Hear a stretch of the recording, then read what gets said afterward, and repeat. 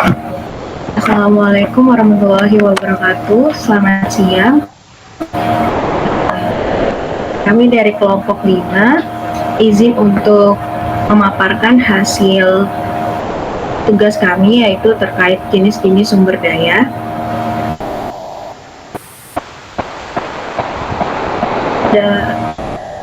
Sebelumnya, izin memperkenalkan diri. Di kelompok ini terdapat 5 anggota, yaitu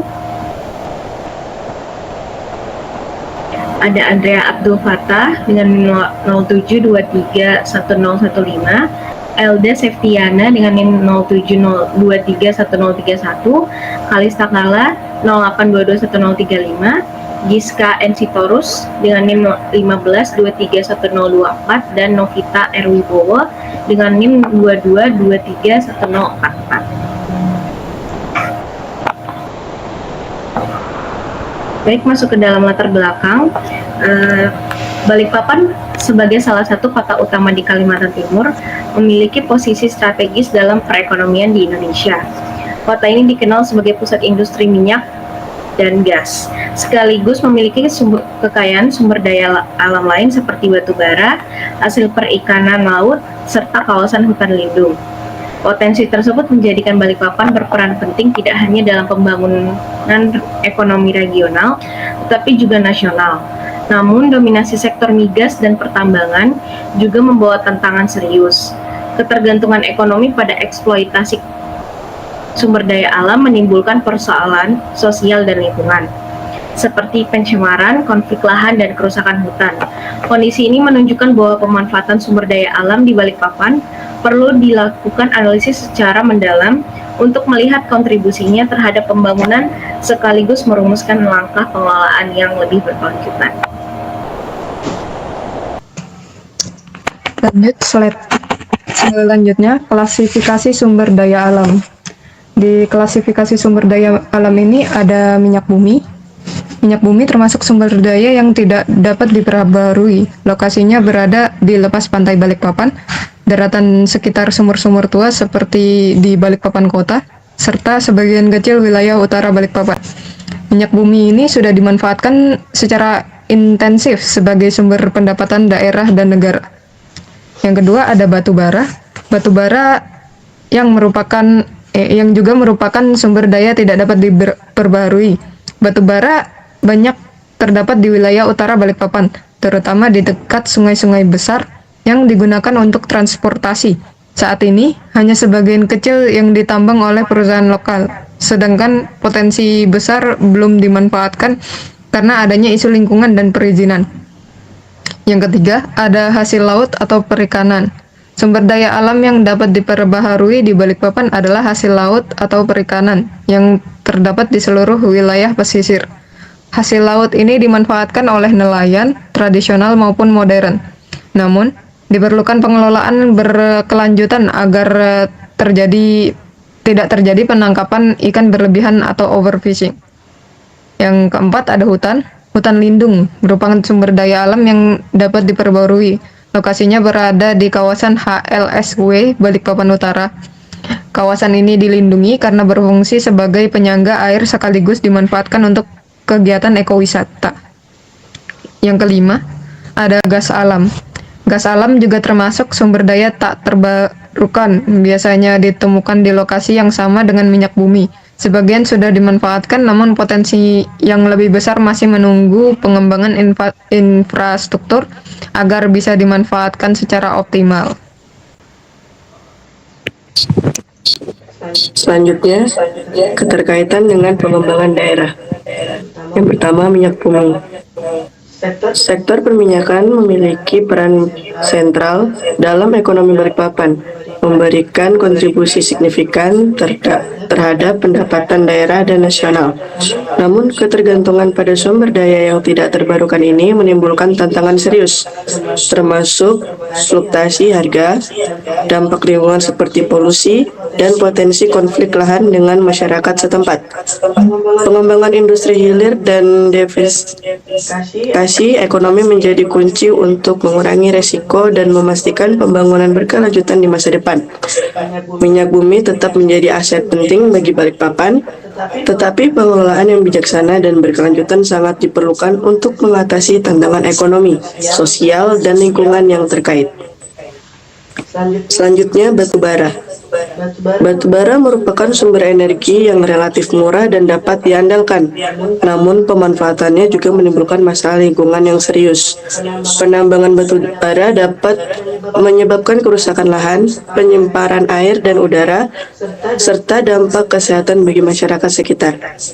Pengelolaan limbah yang efektif, reklamasi lahan pasca tambang, dan penerapan teknologi bersih menjadi sangat penting untuk mengurangi dampak negatif batu bara. Selain itu, perlu dipertimbangkan transisi menuju sumber energi yang lebih bersih dan berkelanjutan dalam jangka panjang. Batu bara harus dikelola dengan sangat hati-hati dengan fokus pada pengurangan dampak lingkungan dan transisi terhadap ke sumber energi yang telah bersih.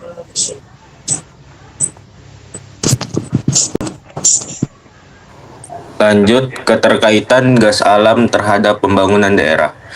Gas alam menjanjikan diversifikasi energi dan pertumbuhan industri di Balikpapan, tetapi memerlukan investasi yang signifikan dan tata kelola yang bertanggung jawab.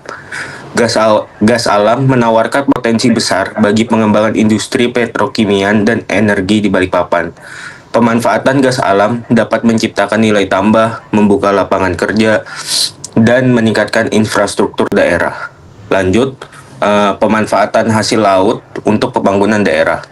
Sektor perikanan merupakan sumber pangan dan pendapatan penting bagi masyarakat Balikpapan. Selain itu, sektor ini juga memelihara budaya lokal dan ketahanan pangan daerah. Namun, overfishing, pencemaran laut, dan perubahan iklim menjadi ancaman serius bagi keberlangsungan sumber daya perikanan. Sektor perikanan memerlukan pengelolaan yang berkelanjutan dan pemberdayaan masyarakat untuk memastikan ketahanan pangan dan kesejahteraan nelayan di Balikpapan. Lanjut slide selanjutnya. Hutan lindung memiliki kontribusi ekonomi yang penting bagi Kota Balikpapan. Dari sisi sosial, hutan ini berperan sebagai penyangga lingkungan yang memberikan manfaat tidak langsung namun sangat vital bagi masyarakat kota.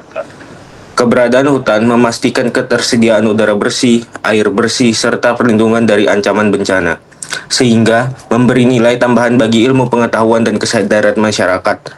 Namun demikian, hutan lindung Sungai Wain menghadapi berbagai permasalahan, tekanan pembangunan kota, alih fungsi lahan, penambangan liar, serta risiko kebakaran hutan menjadi ancaman serius yang dapat mengganggu keberlangsungan fungsi hutan.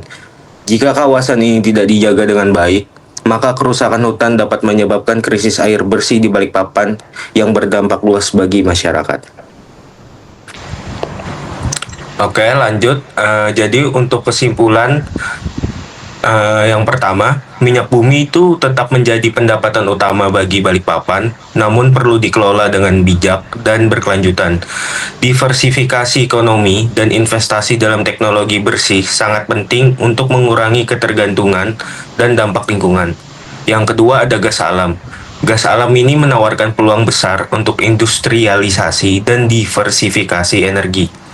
Pemanfaatan yang optimal memerlukan investasi, infrastruktur, regulasi, dan partisipasi masyarakat dengan tetap memperhatikan dampak lingkungan dan sosial. Yang ketiga, itu ada pemanfaatan batu bara, harus dilakukan dengan bijak dan sangat hati-hati, dengan memprioritaskan mitigasi, dampak lingkungan, dan kesehatan. Yang keempat, ada sektor perikanan. Sektor perikanan memerlukan pengelolaan yang berkelanjutan, berbasis ekosistem, penegakan hukum yang tegas, dan pemberdayaan masyarakat nelayan agar tidak terjadi overfishing. Yang terakhir, ada hutan lindung, memiliki peran yang sangat penting bagi keberlangsungan hidup masyarakat Balikpapan, baik dari sisi ekonomi, sosial, maupun lingkungan. Namun, keberadaan hutan ini menghadapi ancaman serius akibat tekanan pembangunan dan aktivitas manusia. Oleh karena itu, diperlukan upaya perlindungan dan pengelolaan yang berkelanjutan agar fungsi hutan sebagai penyangga kehidupan tetap terjaga dan mampu memberikan manfaat jangka panjang bagi masyarakat. Untuk jenis sumber dayanya, sumber daya alam yang dapat diperbarui dan tidak dapat diperbarui. sumber daya alam hayati dan non-hayati. Dan masalah sumber daya alamnya yaitu penebangan pohon, pencemaran, penggunaan energi berlebih, dan bencana alam. Dan dampaknya sendiri, yang pertama kesehatan makhluk hidup, selanjutnya keberagaman tanaman dan hewan, dan rusaknya tempat tinggal makhluk hidup. Dan untuk solusinya yaitu ada reboisasi, menggunakan SDA dengan bijak, menggunakan sumber daya alam terbarukan, dan menjaga kebersihan. Oke, sekian dari kelompok kami, dari kelompok 5, dan terima kasih. Assalamualaikum warahmatullahi wabarakatuh.